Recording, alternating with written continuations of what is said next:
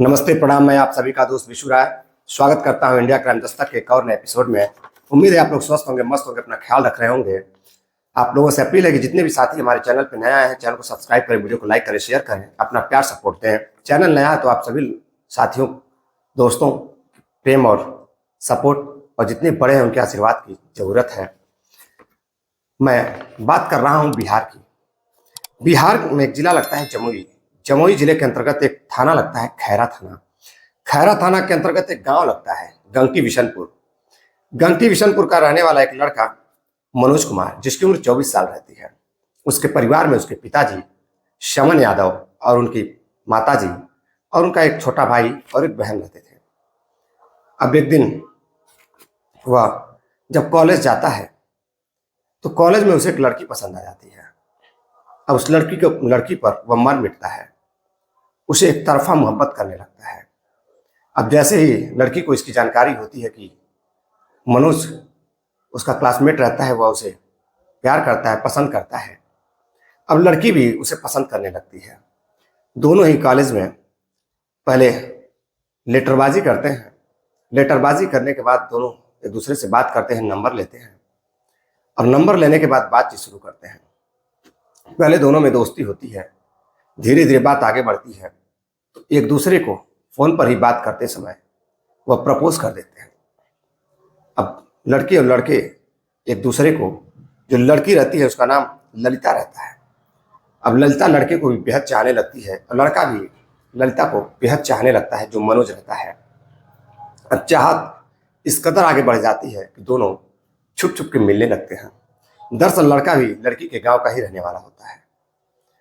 जब भी समय मिलता लड़का धीरे से फोन करता, बातें करता, उस लड़की को छत पर आने के लिए कहता और बगल से, उसके घर के बगल से गुजरता और लड़की का दीदार करता। और इतने में लड़की खुश हो जाती, लड़का भी खुश हो जाता। अब फोन पर बात करते करते जब दोनों थक जाते हैं, या यूं कहे कि दोनों एक दूसरे से मिलने के लिए, देखने के लिए बेताब हो जाते, तो अक्सर छत पर बुलाता था। और जब अंधेरा होता था तो वह मिलने के लिए घर के बाहर बुलाता था। एक दिन दोनों बात करते करते इतना अट्रैक्टिव हो जाते हैं आपस में, एक दूसरे से मिलना चाहते थे। अंधेरा होता है, करीब 7 बज रहे होते हैं। लड़का लड़की को फोन करके घर के पीछे बुलाता है और बुलाने के बाद लड़की से बातचीत करता है और धीरे धीरे उसके साथ संबंध बनाने लगता है। दोनों एक दूसरे में खो जाते हैं। अब इस कदर खो जाते हैं कि अब जब भी लड़के लड़की का मन करता, दोनों एक दूसरे को बुलाकर घर के पीछे मिला करते थे। एक दिन जब लड़का उस बंद पड़े मकान में एक लड़की, अपने उस प्रेमिका को बुलाता है मिलने के लिए, तभी एक लड़का उधर से जा रहा होता है तो उसे कुछ शक होता है कि यह लड़की बंद पड़े मकान में क्या करने जा रही है। तो वह छुप कर देखने लगता है। वह देखता है कि उसके गांव का ही एक लड़का मनोज उस घर में जा रहा है। वह भी पास में जाकर देखता है। अंधेरे में उसे साफ दिखाई नहीं दे रहा था, लेकिन वह समझ चुका था कि यह दोनों मोहब्बत करते हैं और दोनों कुछ न कुछ गलत काम कर रहे हैं। अब यह बात गांव के लड़कों को बता देता है। अब एक दिन लड़की फिर मिलने के लिए जाती है तो लड़के उसको नंगे हाथ देख लेते हैं, लेकिन गांव की बात रहती है, वह किसी से कहते नहीं हैं और इसकी जानकारी लड़के लड़कियों को नहीं होती है। अब एक दिन लड़का जब कॉलेज में जाता है तो वह लड़की से बात करता है कि हम दोनों एक दूसरे से मोहब्बत करते हैं, चलो घर से कहीं भाग चलते हैं, गांव में हमारी शादी लोग करने नहीं देंगे। तभी लड़की मना करती है और घर चली जाती है। अब लड़का गुस्सा हो जाता है।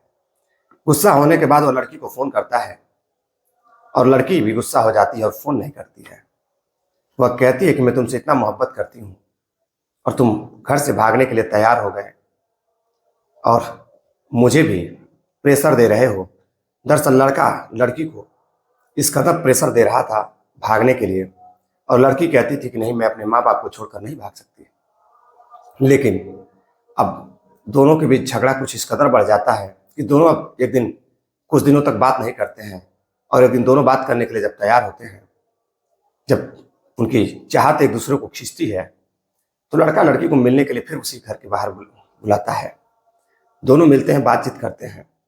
तभी गांव का एक लड़का उनके घर जाकर बता देता है कि आपकी लड़की एक लड़के के साथ मुलाकात कर रही है। अब घर वाले देख लेते हैं। जैसे ही घर वाले देख लेते हैं, अब जो लड़का रहता है, जो उसके साथ लड़की का जो प्रेमी रहता है, वो वहां से भाग जाता है। दरअसल जब घर वाले जाते हैं तो वह सिर्फ लड़की को ही पाते हैं और लड़की कोई बहाना करके वहां से निकल लेती है। अब घर वाले लड़की को बाहर जाने के लिए मना करते हैं। तभी एक दिन जो लड़का रहता है वह घर में ना बुलाकर लड़की को शौच के बहाने सुबह बुलाता था खेत में। अब वह खेत में बुलाकर लड़की को अब वहाँ उसके साथ समय व्यतीत करता, प्यार भरी बातें करता, मोहब्बत करता। धीरे धीरे दोनों की बात आगे बढ़ रही थी। दोनों एक दूसरे के मोहब्बत में इस कदर खो चुके थे कि उन्हें समाज का कुछ पता ही नहीं चलता कि कौन उन्हें देख रहा है, कौन नहीं देख रहा है। इसी तरह वह लगातार कई दिनों तक मिलते रहे। एक दिन जब वह दोनों बैठकर उस खेत में बातें कर रहे होते हैं, प्रेम भरी बातें करते, संबंध बनाने की बातें करते, संबंध बनाने के लिए दोनों एक दूसरे में इस कदर खो जाते हैं। तभी गांव का एक लड़का देख लेता है और जाके गांव वालों को बता देता है।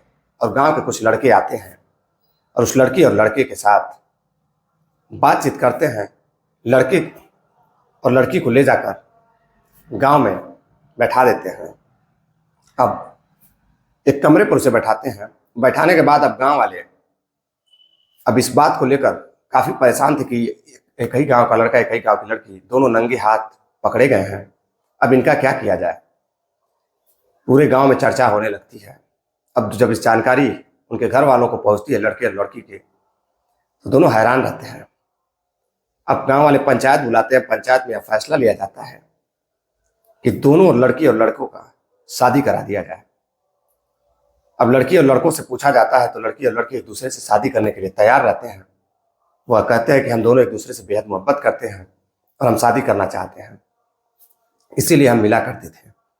अब घर वालों को भी लगता है कहीं बच्चे इससे पढ़कर कहीं कोई गलत कदम न उठा लें, इसलिए घर वाले भी राजी हो जाते हैं। शादी हो जाती है।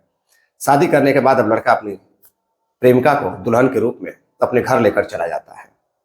अब घर वाले भी खुश हो जाते हैं और लड़का और लड़की दोनों को मोहब्बत मिल जाती है, दोनों खुश हो जाते हैं। लेकिन जो पिता रहता है वो खुश नहीं रहता है। इसलिए खुश नहीं रहता है कि लड़का और लड़की ने गांव में उनकी वजह से जो बदनामी हुई थी उसका जिम्मेदार भी लड़की और लड़के ही थे। दरअसल इस कहानी को सुनाने का उद्देश्य आपको जागरूक करना है, सावधान करना है, किसी को हैरान करना या परेशान करना नहीं है। मिलते हैं एक और नई सच्ची घटना के साथ। तब तक के लिए इजाजत दीजिए। नमस्कार, जय हिंद।